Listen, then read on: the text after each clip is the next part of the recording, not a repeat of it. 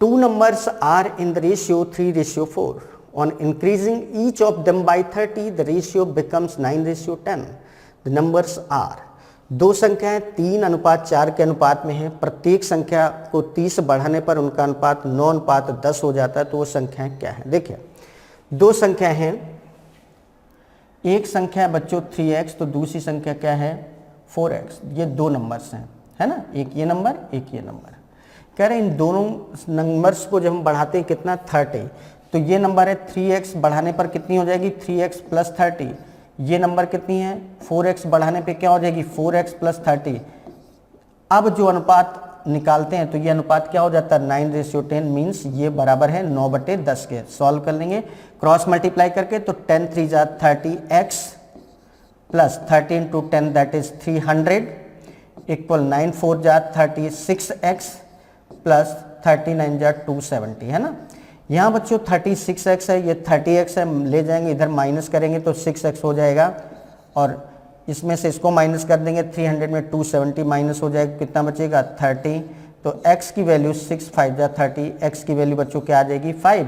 और x की value अगर 5 है तो कह रहा है वो संख्याएं क्या हैं, ये संख्याएं क्या हैं, x की वैल्यू 5 है, संख्याएं हमारी क्या है बच्चों, एक 3x है, तो 3x का मतलब 3 × 5 कितना हो गया 15, मतलब एक नंबर हमारी क्या आ गई 15, और दूसरी नंबर हमारी क्या है 4x, मीन्स 4 × 5 कितना हो गया 20, तो दूसरी नंबर हमारी क्या होगी 20। तो उनमें से एक संख्या है 15, दूसरी संख्या है 20। 15 और 20 हमारा कहाँ पर दिया, ऑप्शन नंबर बी में। तो इस तरीके से इस क्वेश्चन का जो आंसर आएगा वो क्या आ जाएगा, ऑप्शन नंबर बी, है ना। बहुत आसान सा क्वेश्चन था। एक नंबर हमारी क्या थी 3x, तो दूसरी हमारी क्या होगी 4x। क्यों? क्योंकि इन संख्याओं का जो अनुपात दिया था वो 3:4 दिया था। फिर कह रहा है दोनों संख्याओं को 30 बढ़ाया, तो ये नंबर 3x थी, 30 बढ़ाएंगे तो 3x + 30 हो जाएगी। ये नंबर 4x थी, 30 बढ़ाए तो 4x + 30 हो गई। तब इन दोनों नंबर्स का रेशियो 9 और 10 हो जाता है, means this upon this equal 9/10। लिखकर बस क्रॉस मल्टीप्लाई करके सॉल्व कर लिया तो x की वैल्यू आ गई, और x की वैल्यू जब आ गई तो एक नंबर 3x थी तो 5 3 जा 15, दूसरी नंबर 4x थी तो 5 4 जा 20, मतलब एक नंबर 15 होगी और दूसरी नंबर 20 होगी। क्लियर है ना। चलिए आगे बढ़ते हैं, देखते हैं नेक्स्ट क्वेश्चन क्या है। The compound interest on a certain sum of money at 11% for 2 years is ₹6963. Its simple interest at the same rate and for the same period is। किसी धनराशि पर 11% की दर से 2 वर्षों का चक्रवृद्धि ब्याज, ध्यान देना चक्रवृद्धि ब्याज कंपाउंड इंटरेस्ट दिया है 6963 है। समान अवधि और समान दर पर इसका साधारण ब्याज क्या होगा। देखिए सीआई में एक फार्मूला होता है बच्चों, A = P 1 + R/100⁴ ये होता है ना। अमाउंट क्या होता है, अमाउंट को हम लोग क्या लिखते हैं इंटरेस्ट प्लस प्रिंसिपल, ये तो लिखते हैं, इक्वल P 1 + R/100⁴ क्या हो गया n। तो इससे इंटरेस्ट इक्वल क्या हो जाएगा, ये P इधर माइनस में आ जाएगा, तो P 1 + R/100⁴ n - P हो जाएगा। तो इंटरेस्ट इक्वल कितना हो जाएगा, P कॉमन ले लेंगे, ये हो जाएगा 1 + R/100⁴ n - 1। P कॉमन लेने पे ये तो बन जाएगा।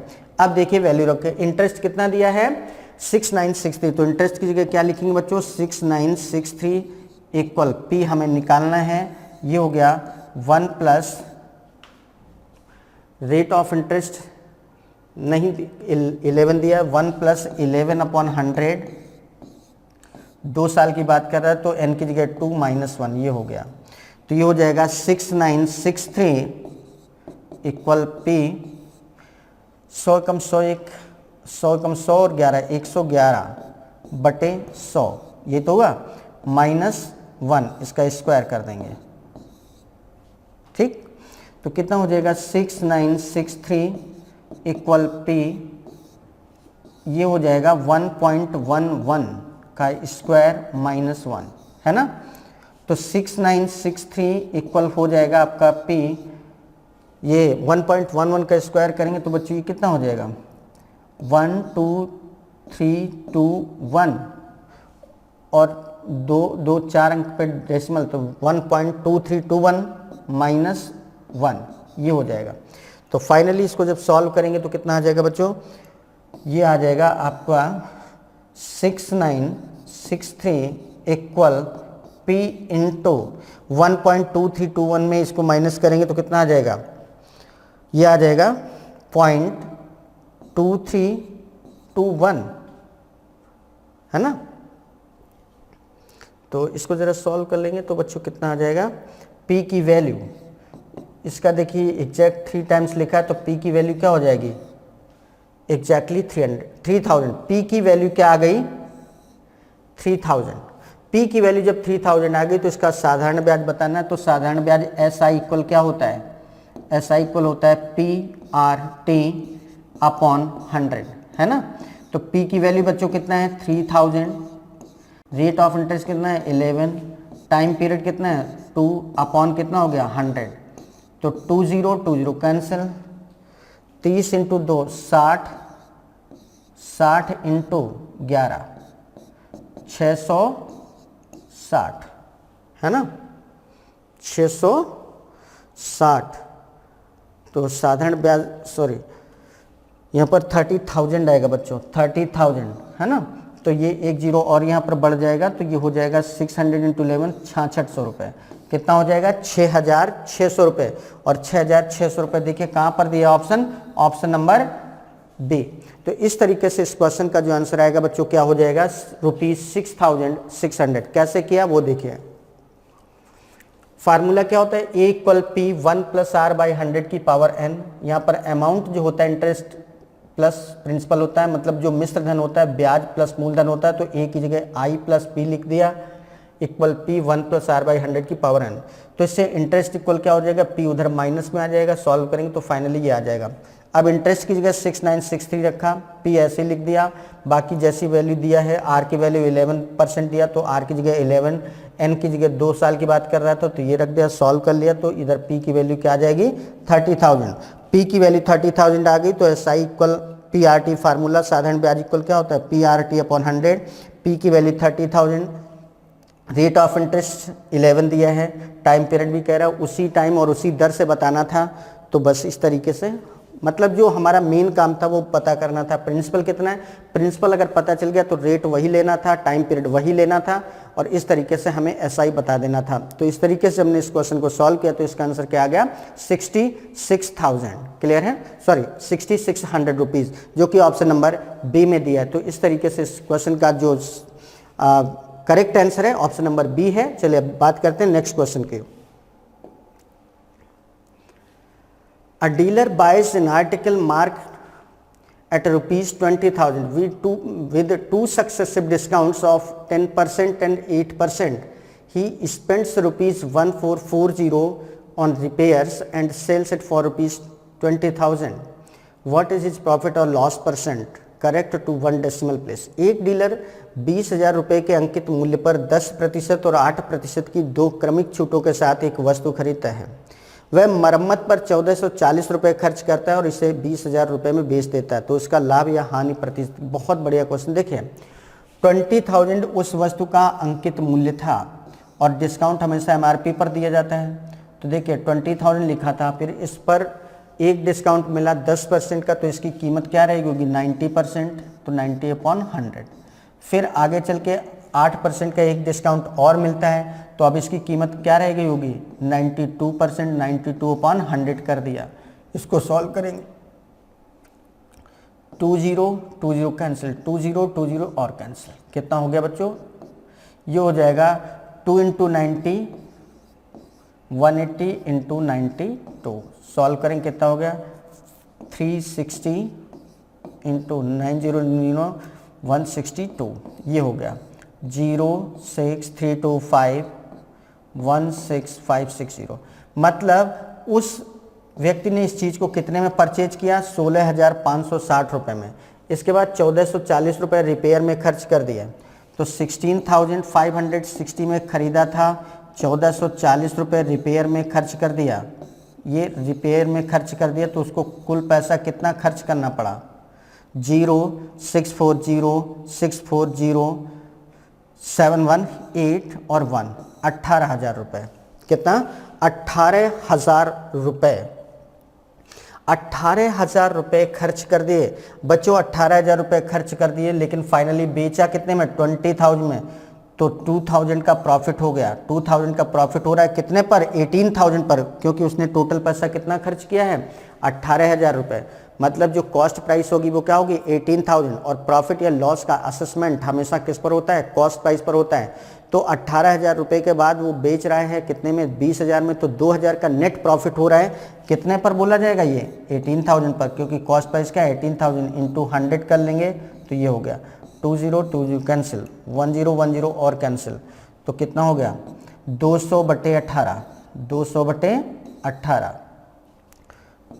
मतलब 100/9। 100 से डिवाइड करेंगे तो 100/9। 100/9 9 से डिवाइड करेंगे तो 11 1/9%, या इसी को बोल सकते हैं 11.1% का प्रॉफिट। 11.1% का बच्चों उसको क्या हो जाएगा? प्रॉफिट। और 11.1% का प्रॉफिट देखिए कहां पर दिया? ऑप्शन नंबर सी में। तो इस तरीके से इस क्वेश्चन का जो आंसर होगा वो क्या होगा? Option number C, that is 11.1%। कैसे निकाला वो समझ में आ गया? देखिए 20,000 उस आर्टिकल पर लिखा था, फिर इस पर 10% की छूट मिली तो इसकी कीमत बची होगी 90%, 90/100। फिर 8% की और छूट मिली तो अब कीमत रह गई होगी, जो बनी है कीमत उसका 92%। भाई 100% में 8% और कम हो गए तो 92/100 कर दे। इसको सॉल्व किया तो 16,560 रुपये। मतलब उस पर्सन ने ये चीज़ एक्चुअल में खरीदी थी 16,560 रुपये में। 16,560 रुपये में खरीद के लाया, फिर 1,440 रुपये रिपेयरिंग में भी खर्च कर दिए, तो कुल मिलाकर उसका पैसा कितना खर्च हो गया? 18,000 रुपये। 18,000 रुपये खर्च हो गए, लेकिन जब बेचा तो उसको मिला कितना? 20,000। तो 2,000 का प्रॉफिट मिला कितने पर? 18,000 पर। तो इसको परसेंटेज में कन्वर्ट किया तो कितना आ गया? 11.1%। तो इस तरीके से बच्चों इस क्वेश्चन का जो आंसर आएगा दैट विल बी 11.1%। तो चलिए बात करते हैं नेक्स्ट क्वेश्चन की। If cos x equal -√3/2 and pi is less than two x is less than two 3π/2, कह रहा है cos x की वैल्यू -√3/2 है और जो x की वैल्यू है पाई मतलब 180 डिग्री से ज़्यादा है एंड 3π/2 मतलब 270 डिग्री से कम है, तो कह रहा है 2 cot square x minus 3 sec square x की वैल्यू क्या होगी? देखिए cos x इक्वल क्या दिया है बच्चों? cos x इक्वल दिया है माइनस का √3/2। अब सबसे पहले ये देखो cos में माइनस, तो ऐसे ही लिख देंगे √3/2 वैल्यू किसकी होती? cos 30 की, तो माइनस का cos 30 हो गया। और माइनस का cos थीटा क्या होता है? cos 180 प्लस थीटा, तो ये बन जाएगा cos 180 प्लस 30 बन जाएगा। cos 180 plus 30 means cos 210 degree. कितना बन गया? cos 210 degree. तो cos x की वैल्यू बच्चों क्या आ रही है? cos 210 degree. तो x की वैल्यू क्या आ गई? 210 डिग्री। और x की वैल्यू जब पता चल गई कि 210 डिग्री है, जब हमें ये पता चल गया कि x की वैल्यू क्या है? 210 डिग्री, तो ये वैल्यू उठा के रख देंगे। जो पूछ रहा है, क्या पूछ रहा है? Then 2 cot square x, 2 cot square x minus 3 sec square x, minus 3 sec square x, तो क्या हो जाएगा? 2 cot square x means 210 degree minus 3 sec square x means 210 degree. अब ये लिख सकते हो बच्चों 2 cot स्क्वायर, इसको लिख सकते हैं 180 plus 30 degree minus 3 sec square 180 plus 30 degree लिख सकते हैं ना? क्लियर। अब बच्चों 2 cot 180 plus theta, cot theta होता है तो 2 cot स्क्वायर 30 हो गया, 2 cot square 30 degree minus sec 180 plus theta होता है, माइनस का सेक थीटा, तो माइनस प्लस हो जाएगा, प्लस 3 सेक स्क्वायर क्या हो जाएगा? 30 डिग्री। अब वैल्यू रखो cot 30, tan 30 की वैल्यू क्या होती है बच्चों? 1/√3, तो cot 30 की वैल्यू उसका उल्टा √3 हो जाएगा, तो 2 √3 का स्क्वायर प्लस 3 सेक 30 की वैल्यू, cos 30 की वैल्यू होती है √3/2, तो सेक 30 की वैल्यू हो जाएगी 2/√3 का स्क्वायर। हो गया? अब इसको सॉल्व करेंगे तो 2√3 का स्क्वायर 3, तो 2 इंटू 3 प्लस 3 इंटू 2 का स्क्वायर 4√3 का स्क्वायर 3, तो इस 3 से ये 3 कैंसिल, 2 3 जा 6, 6 प्लस 4 कितना हो गया 10। तो इस तरीके से देखिए 10 कहाँ पर दिया, ऑप्शन नंबर 1 में। तो इस तरीके से इस क्वेश्चन का जो आंसर आएगा बच्चों क्या होगा, option number A, that will be 10। कैसे किया गया एक बार फिर से समझ लेते हैं। cos x इक्वल क्या दिया था बच्चों, -√3/2। तो हमने माइनस तो ऐसे लिख दिया, फिर √3/2 cos में किसकी वैल्यू होती है, cos 30 की, तो ये बन गया माइनस का cos 30, और माइनस का cos 30 मतलब माइनस का cos थीटा। माइनस का cos थीटा क्या होता है, cos 180 प्लस थीटा होता है, तो cos 180 प्लस 30 मतलब cos 210। तो cos x की वैल्यू cos 210, तो x की वैल्यू 210। अब ये x की वैल्यू 210 यहाँ रखेंगे, तो ये हो जाएगा 2 cot square 210 minus 3 sec square 210। अब 210 डिग्री को हम लिख सकते हैं 180 प्लस 30, यहाँ पर भी वैसे लिख दिया। अब cot 180 प्लस थीटा क्या होता है, cot थीटा, तो ये 2 cot स्क्वायर 30 बन गया। ये 3 sec स्क्वायर 180 प्लस थीटा, तो sec 180 प्लस थीटा माइनस का sec थीटा होता है, तो माइनस माइनस ये क्या बन गया, प्लस, यहाँ पे प्लस हो जाएगा और ये लिख जाएगा sec स्क्वायर 30। अब cot 30 की वैल्यू √3 रख दी और sec 30 की वैल्यू 2/√3 रख दी, और जैसे स्क्वायर स्क्वायर लगे उस तरीके से इसको सॉल्व कर लिया गया। तो फाइनल आंसर इसका क्या आ गया बच्चों, 10। तो इस तरीके से देखा कि कितना बढ़िया तरीके से क्वेश्चन सॉल्व हुआ। चलिए अब बात करते हैं अपने नेक्स्ट क्वेश्चन की, देखते हैं अपना नेक्स्ट क्वेश्चन क्या है। ओके स्टूडेंट्स, चलिए आगे बढ़ते हैं, देखते हैं अपना नेक्स्ट क्वेश्चन क्या है। The ratio between the speeds of 2 trains is 2:5। If the first train runs 350 kilometre in 5 hours, then the sum of the speeds of both the trains is, दो ट्रेनों की चालों का अनुपात 2:5 है। यदि पहली ट्रेन 5 घंटे में 350 किलोमीटर जाती है तो दोनों ट्रेनों की चालों का योगफल क्या। चले देखें, दो ट्रेन से, इनमें से एक की स्पीड है बच्चों 2x, एक की स्पीड क्या है 2x, दूसरे की स्पीड क्या है, दूसरे की स्पीड क्या है बच्चों 5x। एक की स्पीड है 3x, दूसरे की स्पीड है 5x। ठीक, फिर कह रहा है if the first train runs 350 kilometre. अब फर्स्ट वाली ट्रेन, ये वाली ट्रेन 350 किलोमीटर की डिस्टेंस कवर करती है। 350 किलोमीटर की डिस्टेंस हो गई, ये कवर कर रही है किस स्पीड से, इसकी स्पीड क्या है 2x। तो डिस्टेंस अपॉन स्पीड क्या होता है, टाइम होता है। तो टाइम क्वेश्चन के अकॉर्डिंग कितना लग रहा है 5 hours, means 350 upon 2x equal क्या गिवन है 5। तो इससे 5 2 जा 10x, 350 की वैल्यू बच्चों क्या आ जाएगी 10x, है ना। तो इससे x की वैल्यू क्या आ जाएगी, 350 को 10 से डिवाइड कर देंगे 35, x की वैल्यू 35 आ गई।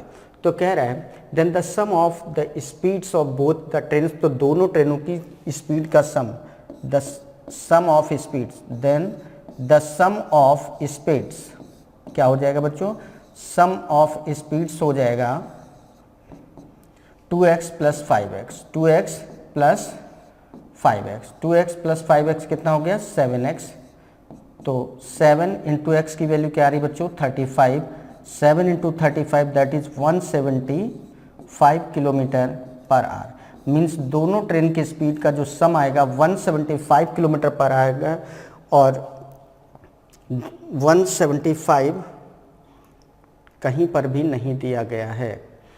350 if the first train covers 350 kilometre की डिस्टेंस 2x की स्पीड से कवर कर रही है, 5 hours लग रहे हैं। तो 5 2 जा 10x की वैल्यू, ये तो x की वैल्यू 35 आ जाएगी। 35 इंटू 7 करना, सॉरी 35 इंटू 7 करना, तो ये बच्चों कितना हो जाएगा 7 5 जा 35, 7 5 जा 30, 5 3 7 3 जा 21 एंड 3 24, 245 आएगा। और 245 देखो बच्चों कहाँ पर दिया है, ऑप्शन नंबर सी में। तो इस तरीके से इस क्वेश्चन का जो आंसर आएगा वो क्या आ जाएगा 245 किलोमीटर पर आवर। क्या किया गया समझ गए होंगे। देखिए, दो ट्रेन की चाल का अनुपात 2 और 5 दिया, मतलब एक की स्पीड अगर 2x है तो दूसरे की स्पीड क्या होगी बच्चों 5x। अब कह रहा है पहली ट्रेन 350 किलोमीटर की दूरी, 350 किलोमीटर की डिस्टेंस है, और इस ट्रेन की स्पीड क्या है 2x। तो 350 किलोमीटर की डिस्टेंस कवर करती है 2x की स्पीड से। तो ये डिस्टेंस है, ये स्पीड है। डिस्टेंस अपॉन स्पीड बच्चों क्या होता है टाइम, और ये टाइम कितना गिवन है 5। तो 350 अपॉन 2x इक्वल क्या हो गया 5। तो इससे 350 इक्वल क्या हो जाएगा 5 2 10x, इससे x की वैल्यू क्या आ जाएगी 35।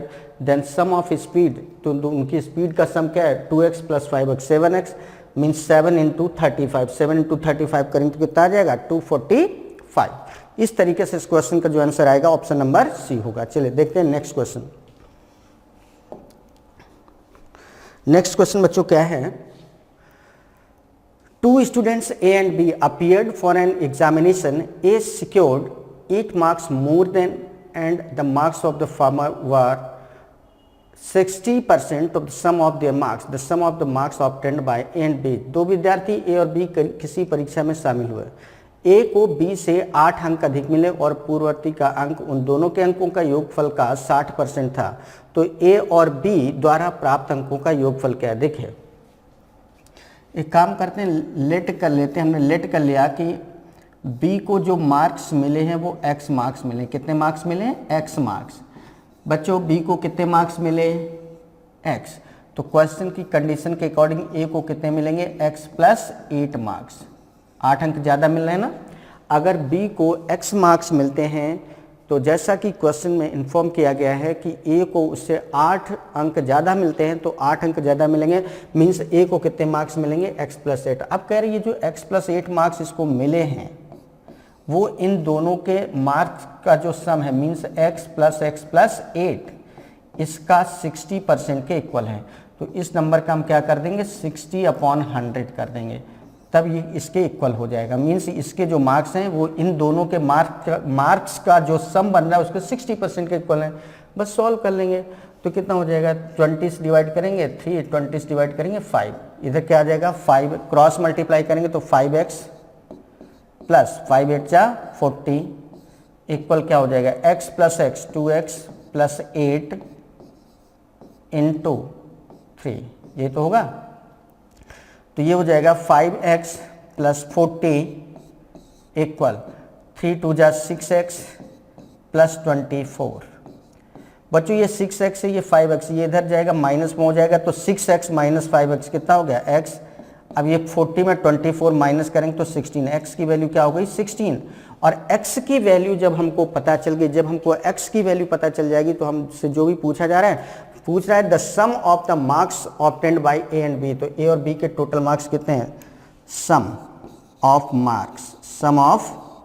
मार्क्स, तो अंकों का योगफल क्या हो जाएगा, कितना है x प्लस 8 है ना बच्चों, कितना है मीन्स 2x प्लस 8, तो कितना हो जाएगा 2 इंटू x की वैल्यू क्या है 16 प्लस 8, तो कितना हो जाएगा 16 2 जा 32 प्लस 8 मीन्स कितना हो गया 40, कितना हो जाएगा बच्चों 40। और 40 देखिए कहाँ पर दिया है ऑप्शन नंबर सी में। तो इस तरीके से इस क्वेश्चन का जो आंसर आ जाएगा बच्चों क्या होगा ऑप्शन नंबर सी। ये था आपका क्वेश्चन, बहुत बहुत बढ़िया सा, बहुत सिंपल सा क्वेश्चन था। चले बात कर लेते हैं नेक्स्ट क्वेश्चन की। The distance between the centers of two circles of radii 4 cm and 2 cm is 10 cm. The length of a transverse common tangent is 4 centimetre और 2 सेंटीमीटर त्रिज्या वाले दो वृत्तों के केंद्रों के बीच की दूरी 10 सेंटीमीटर है।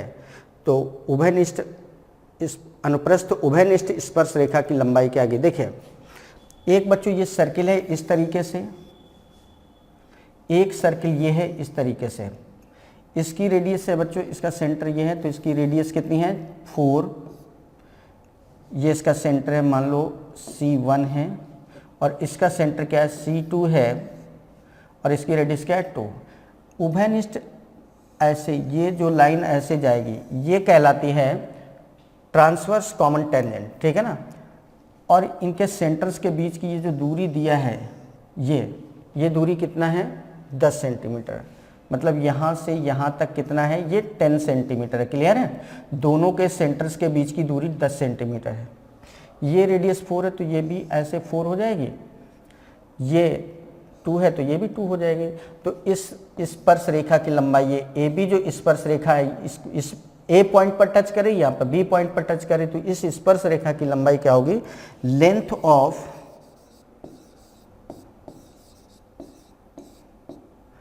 Common transverse tangent, common transverse tangent, transverse tangent. उभयनिष्ठ स्पर्श रेखा जो है उसकी लंबाई क्या होगी, टेंजेंट की उसकी लंबाई क्या होगी, ये होगी अंडर रूट C1 C2 का स्क्वायर, C1 C2 का स्क्वायर मतलब दोनों के केंद्रों के बीच की दूरी क्या है, माइनस R1 प्लस R2 का स्क्वायर। ये फार्मूला नोट कर लीजिएगा, ठीक है। C1 C2 मतलब यहाँ से यहाँ तक कितना दिया है बच्चों, ये 10 गिवन है ना, तो ये क्या हो जाएगा 10 का स्क्वायर माइनस R1, एक की रेडियस क्या है 4, एक की रेडियस क्या है 2, इसका स्क्वायर। तो फाइनली कितना हो जाएगा ये, अंडर रूट 10 का स्क्वायर 100 माइनस 4 to 6 का स्क्वायर 36। तो फाइनली कितना हो गया, अंडर रूट 64। अंडर रूट 64 का मतलब क्या हो गया 8 सेंटीमीटर। तो उभयनिष्ठ स्पर्श रेखा जो है कॉमन ट्रांसवर्स टेंजेंट जो है उसकी लंबाई क्या होगी बच्चों 8 सेंटीमीटर, जो कि ऑप्शन नंबर सी में दिया। तो इस तरीके से ये क्वेश्चन है।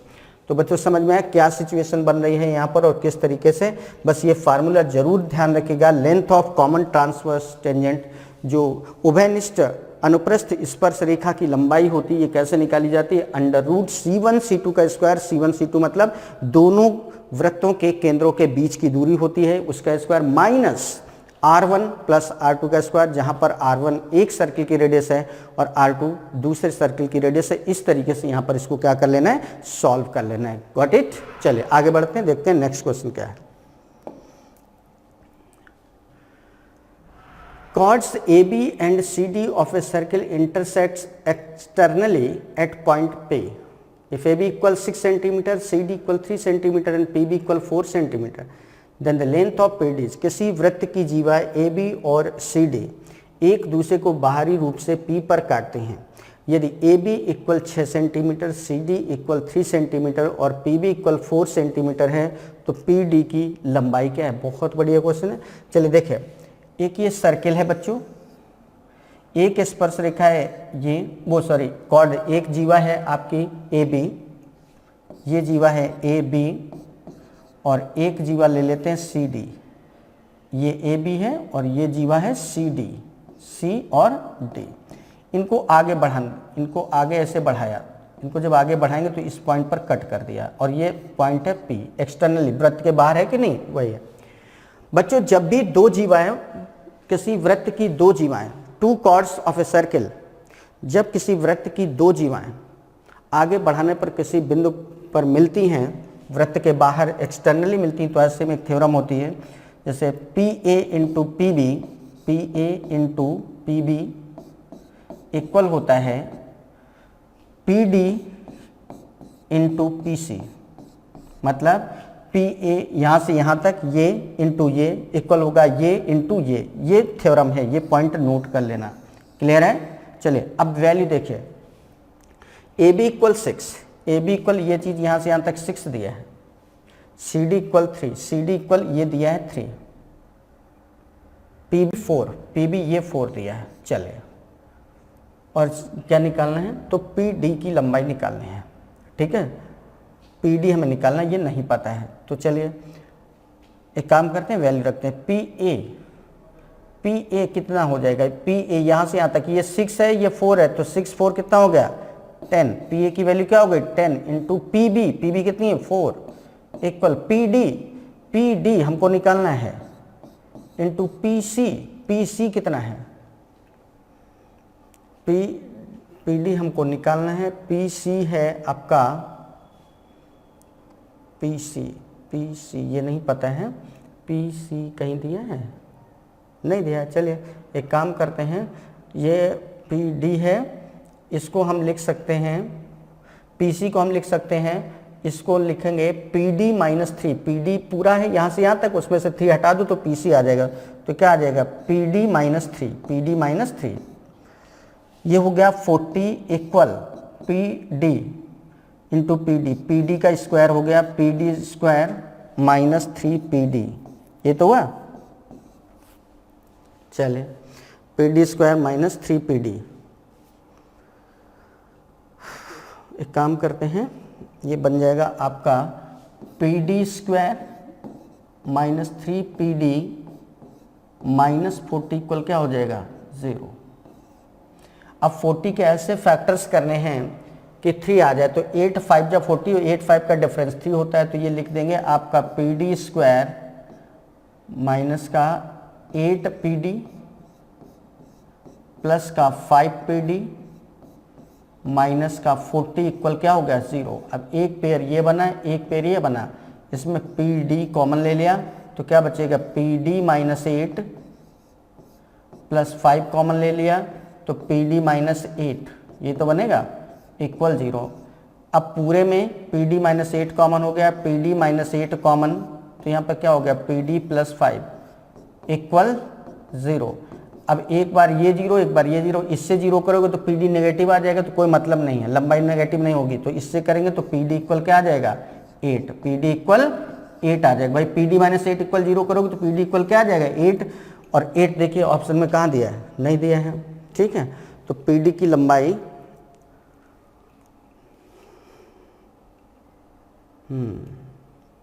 PD की लंबाई 8 ही आनी चाहिए। AB इक्वल हमारा 6 दिया था, CD इक्वल हमारा CD इक्वल 3 दिया था, और PB इक्वल 4 दिया था। ये 6 4 10 हो गया। PB कितना है हमारा 4 10 into 4 equal PD into PC की जगह हमने लिख दिया PD माइनस 3, PD माइनस 3 कर दिया तो 40 इक्वल क्या बन जाएगा PD square minus 3 PD minus का 40 इक्वल 0, तो ये हो जाएगा माइनस। तो इस तरीके से कर देखें तो यहाँ से अगर इसको एक्सेप्ट करते हैं तो फिर PD की वैल्यू क्या आ जाएगी, अगर न्यूमेरिकल वैल्यू लेंगे तो यहाँ से क्या आ जाएगी 5 आ जाएगी। तो इस तरीके से इसका आंसर क्या आ जाएगा 5 सेंटीमीटर आ जाएगा। तो इस क्वेश्चन का अगर इस तरीके से आंसर देखेंगे, न्यूमेरिकली वैल्यू अगर सेलेक्ट करेंगे तो इसका न्यूमेरिकल वैल्यू क्या आ जाएगी 5। तो जो PD है PD की वैल्यू यहाँ पर क्या आ जाएगी 5 सेंटीमीटर, और इस तरीके से आंसर ए इसका करेक्ट आंसर होगा, ठीक है ना। तो चलिए अब बात करते हैं नेक्स्ट क्वेश्चन की। Given n is an integer, what is the remainder when 6n plus 3 का whole square is divided by 9। कह रहा है एक पूर्णांक n दिया गया है, 6n plus 3 का होल स्क्वायर को 9 से विभाजित करने पर शेषफल कितना होगा। देखिए 6n plus 3 का होल स्क्वायर ये दिया 6n plus 3 का होल स्क्वायर, इसको खोलेंगे तो 6n a प्लस बी का होल स्क्वायर क्या होता है a square plus b square plus 2ab, तो 6 का square 36 n square plus 2ab, तो 2 3 जा 6 6 जा 36 n प्लस 9 है ना। अब इसमें देखिए पूरे में क्या बच्चों कॉमन है 9 कॉमन है, तो ये क्या बन जाएगा 4n square plus 4n plus 1। यहाँ पर देखिए 9 बाहर आ रहा है, 9 बाहर आ रहा है, और इधर ये कोई ऐसे नंबर लिखे, सपोज ये कुछ भी 4n square plus 4n plus n, कुछ भी n पूर्णांक है, तो यहाँ पर जाहिर सी बात है कोई कंप्लीट नंबर आएगी, और n बाहर 9 बाहर लिखा तो जाहिर सी बात है ये 9 से क्या हो जाएगी डिविजिबल, 9 से क्या होगी डिविजिबल नंबर होगी।